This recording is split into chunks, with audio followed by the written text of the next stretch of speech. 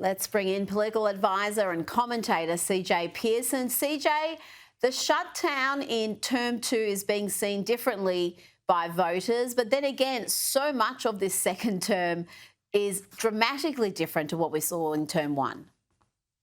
You're exactly right. And the American people are seeing through the BS the Democrats are spewing. They know that Chuck Schumer and his colleagues own this shutdown. They know that the reason that our military service members are not getting paid is because of Chuck Schumer and the Democrat Party being held hostage by the progressive left wing. President Trump has done everything he can do to reopen this government. There have been vote after vote in the United States Senate to reopen this government, to fully fund its programs, to fully fund the men and women who work in our federal government, many of them public servants, and the Democrats have stood in the way of that. So no, the American people are smarter than the Democrats believe them to be, and they know that this is a Democrat shutdown, and President Trump has nothing to do with it.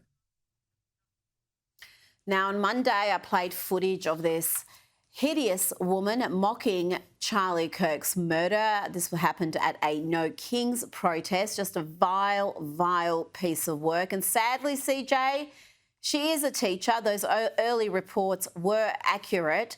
That thing is teaching young children. That's Lucy Martinez, teacher at Nathan Hale Elementary School. CJ, elementary school. And the sad thing is, and Jesse Kelly's talked about this, as soon as I saw that footage, I thought, I bet you that's a teacher. And it's sad that I think that, but it's just happened too many times. Whenever I see footage like this of someone behaving in some reprehensible manner, you think, is it a public servant or a teacher? Too often, it's precisely that. You're right. It's disgusting and vile and a truly alarming pattern. Like, these are the people that are, leading the future generation of leaders here in America. And imagine if this is what she's able to do in public. Imagine what she's doing in the privacy of a classroom. It's truly, truly alarming. And I hope that the school district takes immediate action to terminate her employment. And that's not cancel culture. That's called consequence culture. And free speech is free in America, but you are not free from the consequences of those actions. And that, is just beyond the pale. It's unbelievable to see. But I think that this entire episode following the death of Charlie Kirk has exposed a very, very real problem that we've already talked about a lot, actually, in higher education. But now we see clear-eyed, and we can no longer ignore. There is a deep, deep sickness in higher education in this country, but also too in the teaching colleges and the teacher schools that are actually, giving these teachers their educations. And so I'm not surprised. I am disgusted, but surprised? Not at all. And what did you make of the No Kings protest across the country? Huge numbers took part. Do you think they have any impact in convincing undecided voters or independent voters, or is it the rusted-on Democrats, TDS sufferers who have taken to the streets again?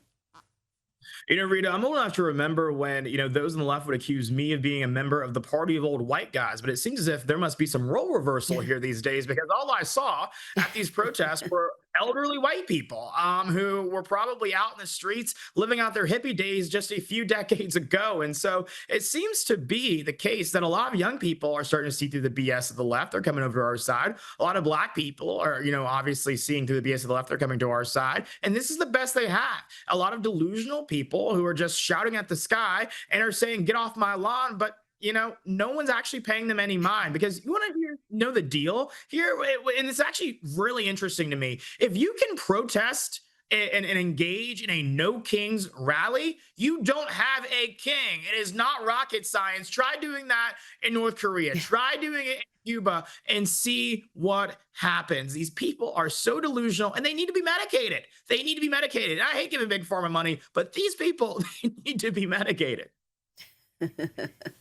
I think we need to make asylums great again. Reopen the asylums. In fact, reopen all of them. This week, our Prime Minister, Anthony Albanese, finally got a face-to-face meeting with the President, and that meant Americans were treated to members of the Australian media. Here are a couple of examples. Where do you come from? I'm from Australia. Who are you with? The Sydney Morning Herald.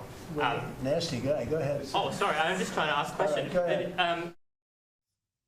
And here is the second example. This cringeworthy question had social media ablaze. You have within your power, you're the most powerful man on earth. Why don't you just enable Ukraine to finish this war tomorrow? Well, if you knew anything about what you were talking about, you'd be able. You do. I don't think you do, really. I don't think you do, because it's a little more complicated than that. But it sounds easy. We're in the process of trying to make a deal.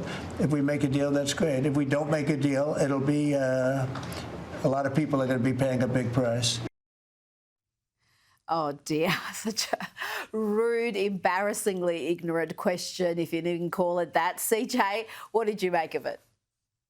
Well, the first thing I made of it is that we needed you in that press conference actually to ask some real questions that people actually give a damn about. And maybe you could teach your colleagues a little, thing or two about foreign policy.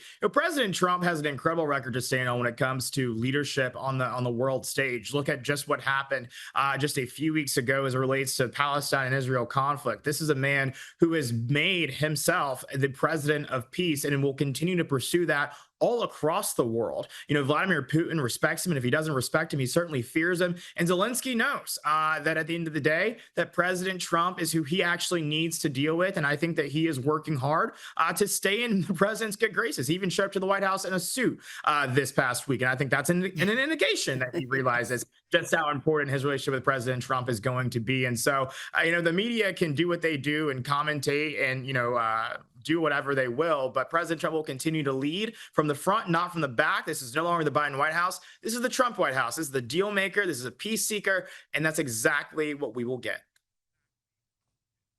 Now, we had this memorable moment when Sky News' Andrew Cornell made the president aware of some of Kevin Rudd's comments about him over the years. Even things the ambassador said about you in the past, the Australian ambassador? I don't know anything about him. I mean, if he said bad, then maybe he'll like to apologize. I really don't know. Did an ambassador say something bad about him? Don't tell me. I don't know. Where is he? Is he still working for you? Yeah. You said bad? Before I took this position, Mr. President. I don't like you either. I don't, and I probably never will. Go ahead. Oh, dear. What I loved most about that was the current Australian Prime Minister just sitting there laughing at his own ambassador being humiliated. That was the President's exchange with former Australian PM and the current ambassador, Kevin Rudd. What did Americans make of that? I think it would affirm the fact that you know exactly where you stand with this president at any given time. He doesn't mince words. And so I don't know if the Australians are smart, maybe they'll get rid of this ambassador pretty soon. It sounds like he may be on his way out. The prime minister didn't seem too eager to defend him in that room yesterday. So I guess we'll see. Maybe this story is still developing. Yes, we think it may be, though the Prime Minister has today come out and expressed his support for his ambassador again. Now, CJ, the two allies did sign an agreement to develop supplies of rare earths and critical minerals. This is going to be combating China's dominance of that market, and Beijing is not too happy about that. China is the world's leading producer of rare earths, and it's in a trade war with the US right now, CJ. It is, but I think this underscores, again, President Trump's commitment to America first leadership all throughout the world. And so, we're not here to placate China. We're not here to play, second fiddle to them. We're going to continue to lead from the front. And again, I understand why this is so, I guess, discombobulating to the Chinese, because they dealt with folks like Joe Biden for 4 long years. But there is a new sheriff in town, and President Trump has made that clear. And he's willing to work with, our global partners all throughout the world to achieve exactly what he ran on and what the American people gave him a mandate to achieve in this past year's election. Now, sticking with trade and tariffs and the efforts of the Trump administration to bring manufacturing back to the US, let's hear from NVIDIA's CEO, Jensen Huang. This last week was a historic week. We manufactured the most advanced AI chips in the world, in the most advanced fab in the world, here in America for the first time. All of this started with President Trump wanting to reindustrialize the United States. His tariffs was a pressing agent in making this possible at the speed that we're doing. And now, shortly after, less than a year, we're now manufacturing the most advanced chips for AI here in the United States. What other impacts are you seeing from these tariffs? Has it seen inflation jump up dramatically? Have we seen some of the consequences the so-called experts told us was going to happen almost immediately? No, we haven't seen that. But what we have seen is the experts, again, as you just pointed out, be disproven yet again. I don't know why we continue to call these people experts anymore. I think we need to come up with a new word for them. I'm inclined to use the word liar, but, I like to be polite. I'll tell you what we are seeing as a result of President Trump's bold economic policy. We're seeing record job creation. We're seeing incredible investments, not just domestically from American companies, but international countries saying, I want to bet on America because America is in good hands under this president. And of course, you hear from incredible business leaders like the CEO of NVIDIA and many others who are lauding President Trump for his leadership on this front. And so, while the writers of, random publications and in the media who are betting on President Trump's failure, I actually want to remind them of a quote from President Obama: to root for the failure of a president is to root for the country's failure. And so maybe they would be wise to, I don't know, just hope that President Trump knows what he's doing, because if history is any judge of what lies ahead, I'm pretty confident in his ability to deliver for the American people in the future and for many years to come. Well, I hope you're right. And let's end on some good news. The woke and woeful Cincinnati police chief, Terry Thigi, has been placed on administrative leave, and there's going to be an internal investigation on the effectiveness of her leadership in the Cincinnati Police Department. She, of course, came to national prominence after a number of white people were bashed in what is alleged to be race-based hate crimes, essentially. The footage was absolutely shocking, and yet the police chief had this to say about it. Social media and journalism and the role it plays in this incident. And yes, guys, that's you. That is you. Social media, the post that we've seen, does not depict the entire incident.